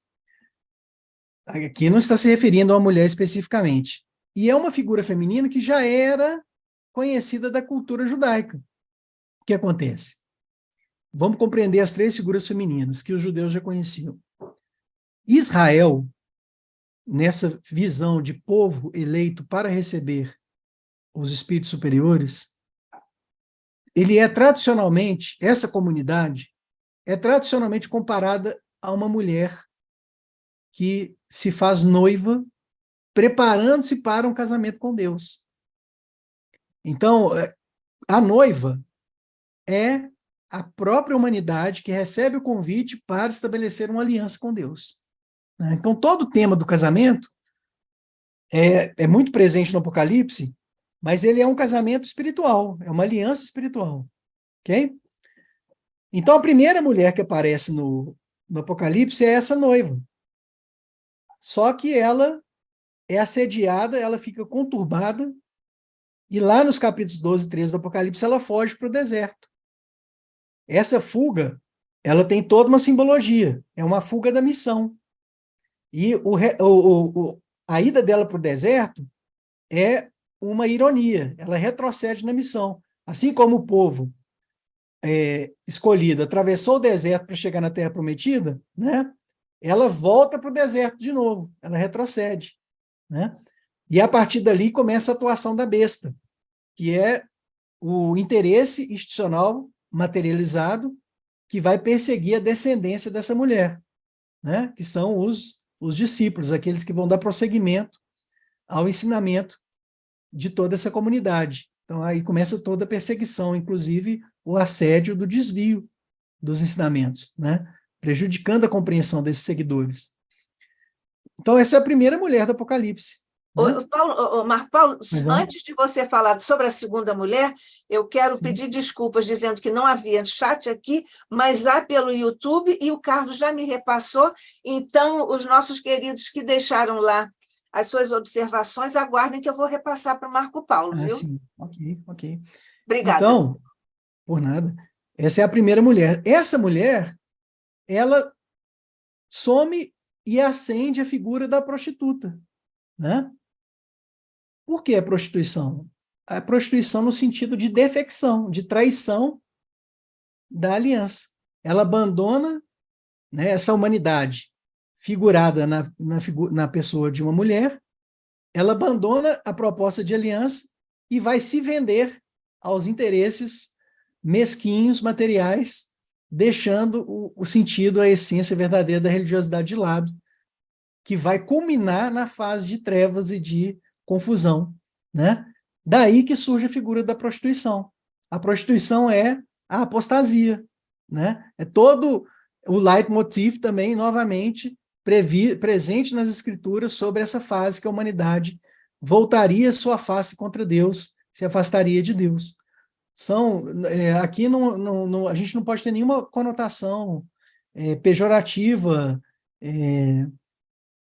nos sentidos imediatos humanos. A gente tem que entender que é uma simbologia, mostrando que houve, então, uma defecção, nesse sentido. Não é como de fato, gente. A humanidade, ela traiu, né? A proposta de espiritualização, a missão de Jesus na Terra. No livro Emmanuel, mentor de Chico Xavier, ele vai dizer o seguinte, olha, a humanidade não se cristianizou, a verdade é essa, né? Nós temos aí grandes polos cristãos oficiais que se gabam de estar promovendo empreendimento, uma empresa de reforma, de renovação e de salvação no palco da Terra, mas a humanidade não se cristianizou ainda. O cristianismo ainda ele está raso, né, na película do nosso coração. Então, todo esse período que a gente está ultrapassando agora é um novo momento de internalização daquilo que Jesus nos ensinou, né? Então, essa é a segunda mulher, a segunda figura feminina, melhor dizendo, do Apocalipse. Depois que essa figura feminina é tragada pelo lago de fogo, que ela é atirada também no lago de fogo, que eu falei para vocês que é aquilo que consome, né? E quando o lago de fogo consome essa figura feminina, significa que o desvio religioso também vai ter um fim na face do planeta. Todos esses desvios religiosos que a gente vê em nome, né, de coisas superiores, que não é nada mais do que interesse mercantil. Depois dessa fase vai ascender uma nova figura feminina, que é a última, que ela aparece lá, que é a esposa.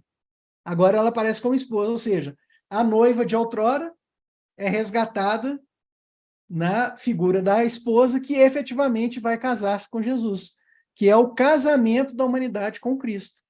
Não é bonito isso? Né? Então, são 3 figuras femininas que o Apocalipse vai trazendo para a gente entender a compreensão aí dessas fases que eu mostrei para vocês. Né?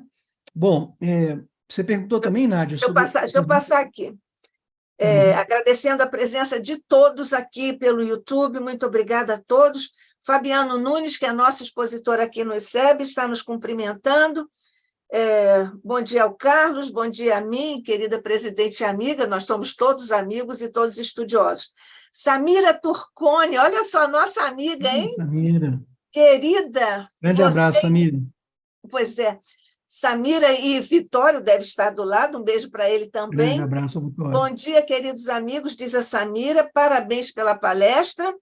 O Marco Paulo é brilhante em seus estudos de Apocalipse. Nós sabemos, né, Samira? Porque, inclusive, foi Samira que me apresentou o Apocalipse através do Marco Paulo, e nós agradecemos muito. E Paula Eduarda Canhadas quer parabenizar o ICEB pelos temas e qualidade dos palestrantes. Tenho aprendido muito. Gratidão. Obrigada, Paula Eduarda. A propósito, a Samira Turcone e o Vitório Turcone estão agendados para o próximo ano nos nossos estudos do ICEB. E vocês também vão ver a qualidade e a profundidade dos estudos deles. Então, a Paula Eduarda volta a falar sobre a leitura do Apocalipse. É difícil mesmo, mas é fascinante, concordamos?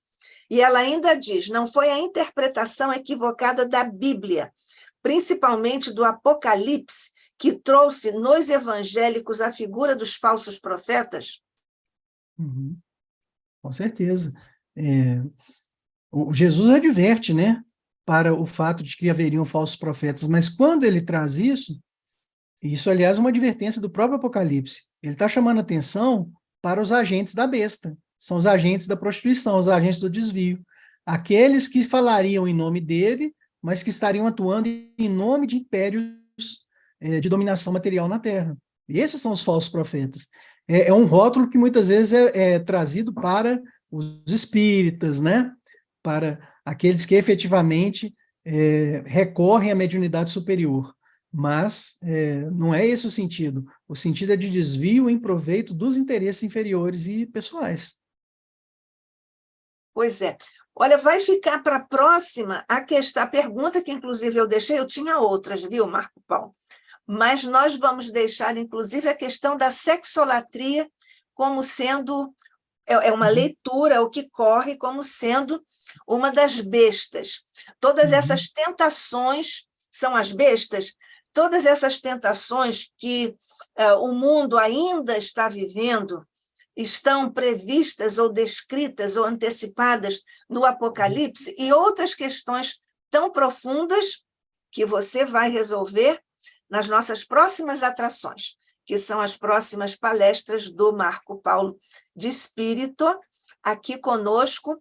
O ICEB está, novamente digo, muito engrandecido e muito agradecido a Marco Paulo de Espírito pela sua profundidade, pela sua até leveza e pela didática com que ele consegue transmitir conceitos profundos, desmitificando e desconstruindo leituras equivocadas e epidérmicas para trazer ou extrair a verdade das alegorias e a essência da aparência. Muito obrigada, querido Marco Paulo de Espírito. Eu agradeço muito. Estamos às ordens, sou vosso servo. Isso, mas nós vamos cobrar isso, né? Evangelicamente, vamos cobrar. Então, um abraço a todos, nós vamos agradecendo a presença de todos que estiveram conosco em ambos os planos de existência e também no nosso outro canal, pela TV ICEB, você pode ver e rever e reestudar essa magnífica palestra e todas as outras, porque estão todos os nossos estudos lá na TV ICEB. Então, agora juntos, mestre querido, na alegria que visita o nosso coração, com as luzes do entendimento a partir dos teus ensinamentos, dos teus mensageiros, e das leituras possíveis e amadurecidas que nos são trazidas pelos estudos dos nossos companheiros queridos. Nós te agradecemos, ó mestre amigo, tu que sabes muito bem e nos aconselhaste e até advertiste, através do Consolador que prometeste e que nos chegou através das mãos, da mente, do trabalho incansável de nosso querido Allan Kardec, que devemos estudar, mas antes nós devemos amar. Então estamos aqui no ICEB, exercitando a fraternidade, inclusive no partilhamento dos estudos de nossos queridos expositores, que nos trazem as riquezas do teu Evangelho, sob a luz do estudo sério e aprofundado, que é o objetivo e o sonho de Deolindo Amorim, nosso fundador e nosso mentor e presidente para sempre. Abençoa-nos, mestre, abençoa todos os nossos irmãos que, neste instante, atravessam os seus caminhos previstos pela lei de nosso Pai no planeta que diriges tão amorosamente. Graças te damos hoje e sempre, sob o olhar de nosso Pai. Assim seja.